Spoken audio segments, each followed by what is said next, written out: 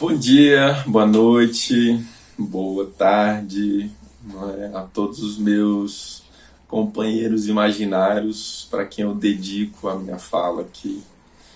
Eu queria dizer que o mais importante de tudo, nesse momento, é desejar um feliz ano novo astrológico, que é esse o meu intuito aqui. Depois de algum tempo, estou de volta para poder falar um pouco minha visão sobre o que a gente vai estar vivendo, o que esse ano novo aí talvez promete, o que a gente pode esperar um pouco a partir desse ano novo. Então, vamos lá, acho que a primeira coisa, básico assim, mas só para poder trazer aqui de novo, né?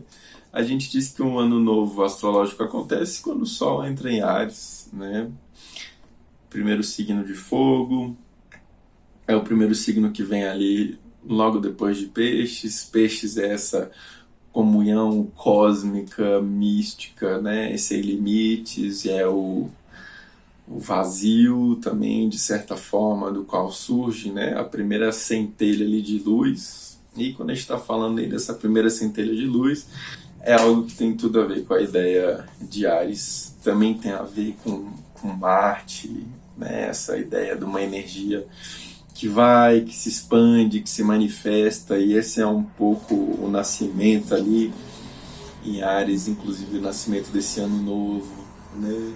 É o rompimento de uma semente, essa primeira luz. E falando em primeira luz, então, a primeira coisa que eu achei muito interessante é que aconteceu essa virada pra gente no dia 20, né? Dia 20 de março, que é o dia que eu tô gravando. E assim que o Sol entrou ali no grau zero de Áries, ele estava fazendo um trígono com a Lua, que estava lá em Leão, né, que eu acho que isso que é bem interessante, assim, porque nessa disposição do mapa do Ano Novo, a gente tem uma configuração que é bem interessante, que todos os planetas, quase todos os planetas, quase todos os astros, eles estão concentrados ali de Aquário até Touro. A única exceção é a Lua, que está lá em Leão.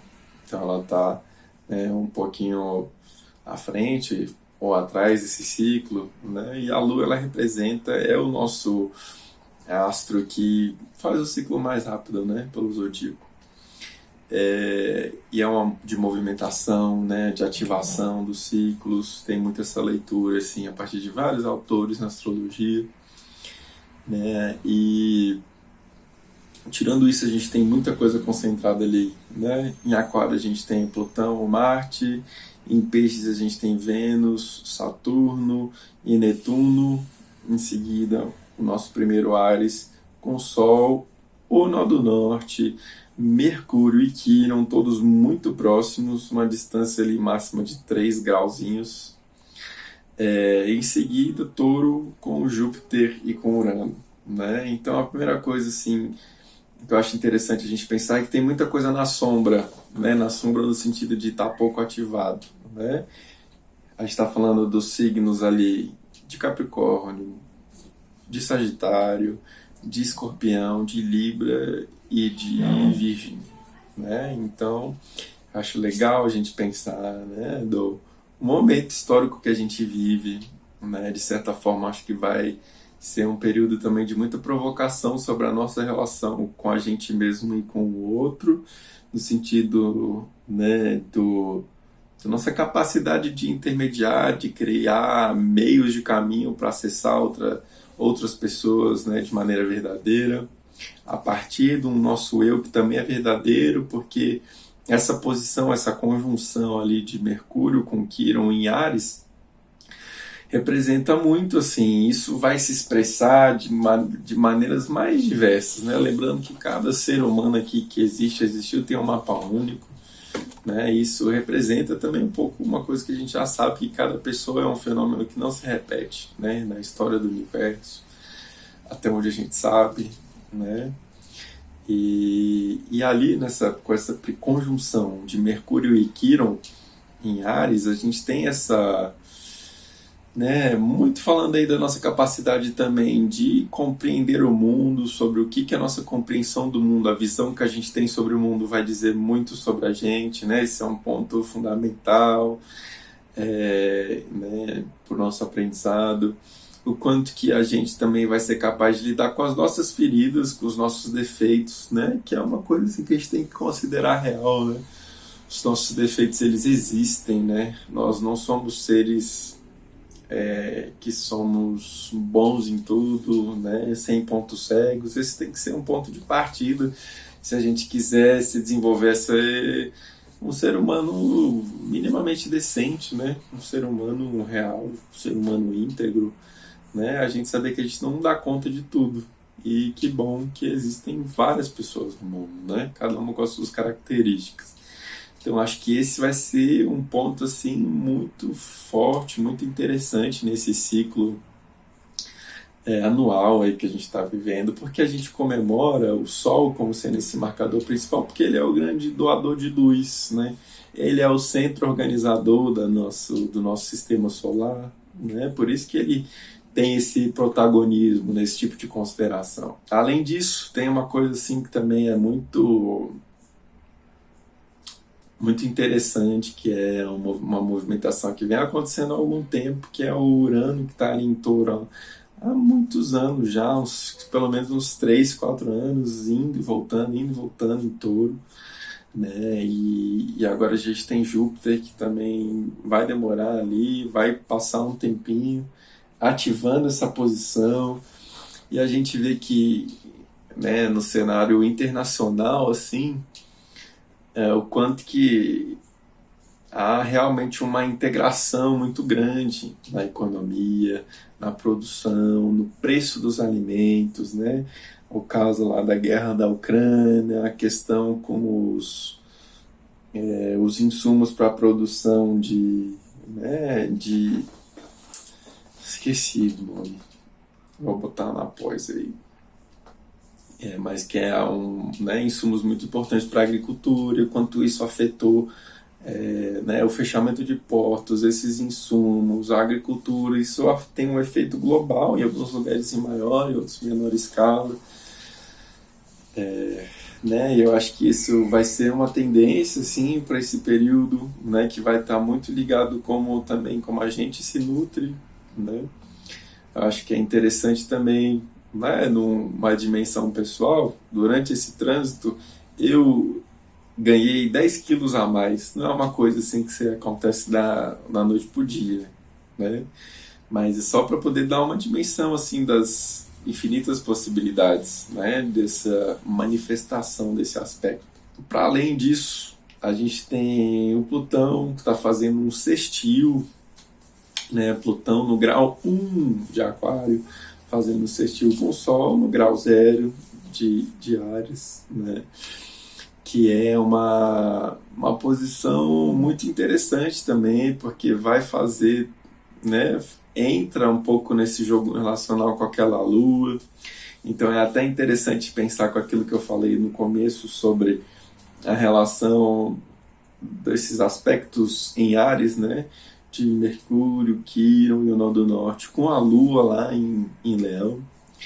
Né, tudo isso com Plutão, então realmente são forças muito transpessoais, muito coletivas, né, de uma dimensão muito além da nossa vontade enquanto seres humanos, né, mas que constituem e que principalmente talvez dizem muito respeito à nossa condição de seres coletivos, né, porque está lá em Aquário. Né, e Aquário ele é a oposição ao reinado, à monarquia, a esse poder concentrado. Né? É uma brincadeira que eu sempre gosto de fazer, mas eu acho que é imagem muito ilustrativa disso, é que Leão é o signo onde o Sol fica domiciliado, né? E a oposição de Leão é Aquário.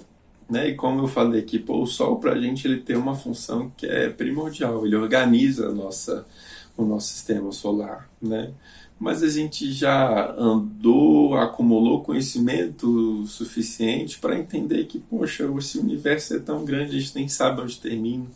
O nosso Sol é um em bilhões, trilhões de sóis, tem sóis muito maiores, tem alguns muito menores também, né? Então isso bota uma perspectiva, e Aquário faz muito essa coisa de perspectiva, né? Eu acho que faz muito, isso vai tocar aí, eu acho que em várias feridas abertas aí da nossa sociedade, né? E eu acho que um grande representante disso vai ser a gente poder prestar atenção no que está acontecendo lá nos Estados Unidos, porque a gente vai ter o retorno de Plutão, desse país que é tão influente, né, ditou tantas regras aí desde os, né, do século XX aí em diante, né? Então teve aí um bom tempinho, né, de muita influência, de propagar seus costumes, né? E agora a gente vê, pelo menos na minha leitura, assim, também é uma sociedade que está em ebulição, né? Que está em crise. Só a gente vê assim o sistema político que é essencialmente bipartidário, né? Fica naquele troca-troca, que acho que é um jogo muito interessante porque ativa muito essa posição assim de sombra, né? Porque você só tem um ou dois, né? Aí você fica nessa oposição, que a gente sabe que em termos assim da postura imperialista nunca mudou muito, né? Se era um partido ou se era outro, estão sempre intervindo, estão sempre se colocando como os guardiões assim, né, do destino do mundo, como se eles fossem os bastiões, e é uma sociedade que também é muito adoecida, né? Mas eu não sei, agora que eu já fiz essa reclamação, assim, eu acho que é muito legítima para todos os latinos, que assim eles consideram, né? Não sei, acho que me resta também esperar de que de lá também, né, é um país que tem mais de 300 milhões de pessoas, né? Se o Brasil já é uma coisa grande, imagina lá, né? Que é mais. Pode botar mais uns 100 milhões aí, se eu não estiver muito enganado, mas é algo por aí, né? Então, e que também que possa surgir novos caminhos, né? Novas organizações sociais, assim como já surgiram figuras inspiradoras, né? Na arte, na política, né? E que eles, porque eu acho que essa é uma dinâmica, né? É muito difícil a gente querer que um processo de cura, por assim dizer, seja imposto de fora, que é o que eles gostam muito de fazer, né? Com o mundo inteiro, e dá merda em 100% das vezes, né? Então que surja de lá também novos caminhos possíveis para que eles comecem a olhar para os próprios problemas, né? E quem sabe isso aí não ajuda também a emancipação de outros povos, mas aí de uma maneira verdadeira, não forçada na base da violência, né? Da famosa democracia estadunidense. E, gente, é isso. Eu vou cortar o vídeo por aqui. Eu espero que faça sentido para você aí, né? Tenha feito ao proveito de algo. Estou aqui. Vamos ver quando surge a próxima. Um beijo. Um ótimo ano pra gente. E é isso. Vamos nessa.